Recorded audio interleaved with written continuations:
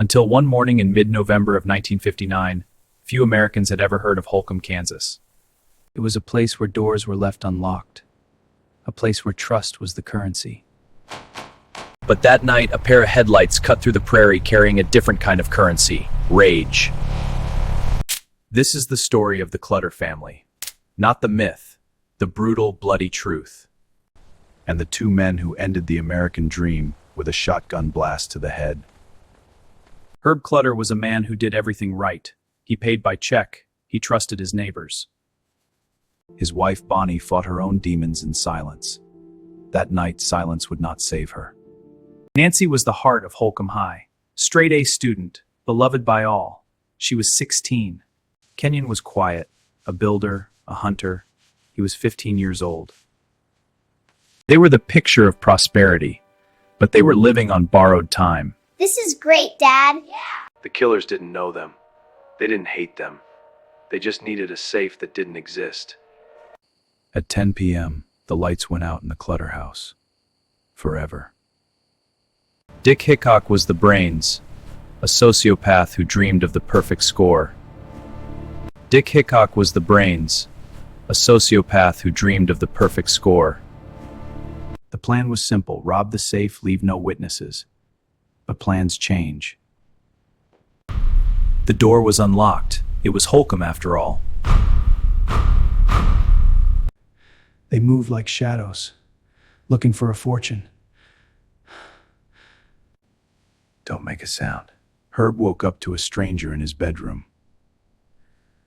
Bonnie was gagged first. They didn't want to hear her cry. Nancy didn't scream. She begged. Kenyon was taken to the basement, the coldest room in the house. They ripped the house apart. They found a pair of binoculars, a radio, and $43. The safe! Where am they? There was no safe. Floyd Wells had lied. That's when Perry Smith snapped. Perry later said he was sorry for Mr. Clutter. But sorry doesn't stop a blade. The throat cutting was silent, efficient, cold. He didn't want a witness. He didn't want a safe. He wanted the noise to stop. The first shot. Herb Clutter was gone. The second shot. Kenyon fell silently. Upstairs, the women waited. They heard everything. No way. Nancy looked at the gun. She was the picture of innocence meeting absolute evil. Do it fast. Perry didn't blink. The third shot. The light of Holcomb High went out. Bonnie didn't fight. Some say she welcomed the silence. Bonnie didn't fight. Some say she welcomed the silence. It took less than 2 minutes to end 4 lives. Dick washed his hands. He was worried about leaving fingerprints. Perry left a footprint, a perfect, bloody impression of his guilt. They walked out into the cold November air. The family was inside, dead. The Clutters would not be found for another 12 hours. The killers drove west. They didn't look back. The perfect score? $43, a radio, and binoculars. Nancy was supposed to go to church that morning. Herb had $40 in his wallet. He died for a rumor. The house settled, but the horror was just beginning. The sun rose. The world didn't know it had changed. Nancy's friend came to pick her up for church. She saw a body on the floor. She ran screaming. The sheriff had never seen anything like it. Oh my God. They were found in separate rooms, each killed the same way. The only clue, a boot print, size 10, cracked heel.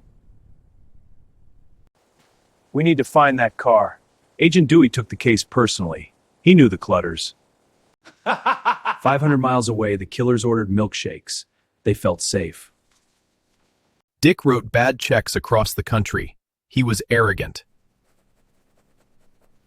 Perry started having nightmares. He saw Mr. Clutter's eyes. In prison, a cellmate heard the news. He knew exactly who did it. I know who killed the Clutters. For 30 pieces of silver? No. For a reduced sentence. The KBI had names now. Perry Smith, Dick Hickok. They ran to Vegas. They thought the lights would hide them. Police! Hands up! On December 30th, the game was over. Perry didn't fight. He said he was glad it was over. I want a lawyer. Dick blamed Perry. He always blamed Perry.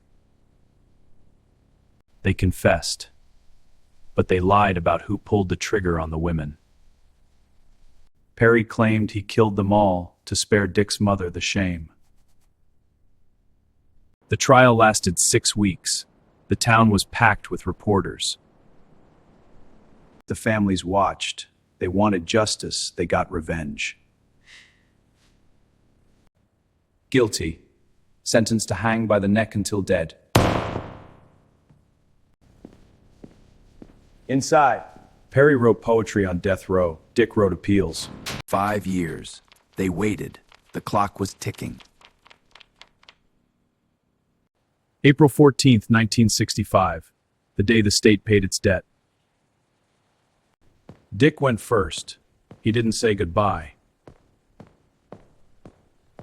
The hood, the rope, the trapdoor. At 12:41 a.m., Richard Hickok was pronounced dead. Perry followed. His legs shook, not from fear, but from the motorcycle accident. It's okay. I'm not afraid. He stared at the witnesses. He wanted them to remember. At 1:19 a.m., the man who killed the Clutter family was gone. 2 men died that night, but 4 innocents never came back. The house still stands in Holcomb, empty, quiet. The Clutters are buried side by side. They were the last victims of a lie. Truman Capote asked why. We still don't know the answer.